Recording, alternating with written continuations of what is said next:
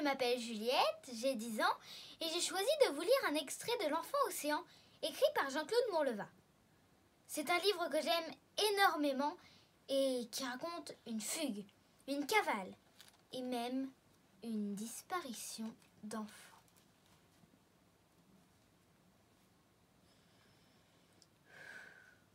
Je m'appelle Liane d'Outrelot.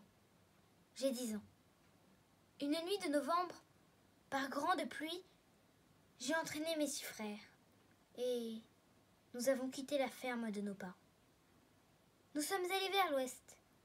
Mes frères ont été repris 5 jours plus tard, à Bordeaux, qui se trouve au bord de l'océan. Moi non. Cette nuit-là, je ne l'avais pas choisie. Je ne dormais pas. J'étais blottie contre Fabien. Je sentais sa respiration tiède et régulière contre ma joue. Malgré la pluie qui battait, j'ai entendu des éclats de voix en bas.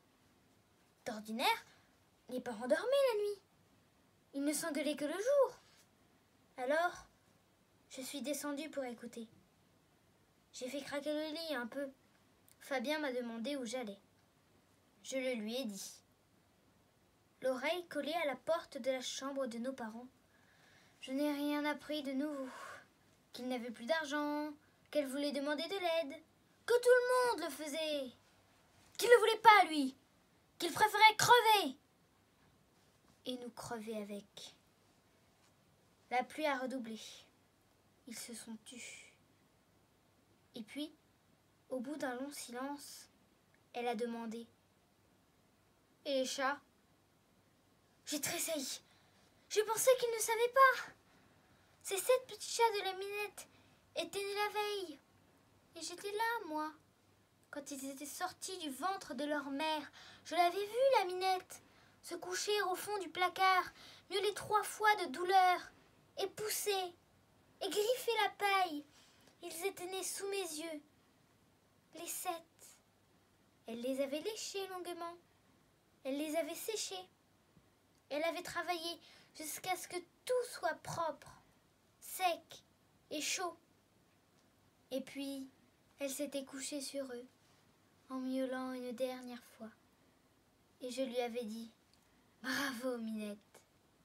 Et maintenant, la mère demandait « Et les chats ?»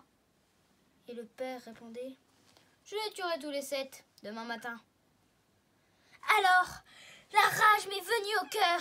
Elle s'est coulée dans mon corps tout entier, dans mes mains, mes épaules. Je n'étais plus que cela, un bloc de rage. Je suis remontée. J'ai tiré Fabien par la manche de son pull vert. « Il faut partir, Fabien!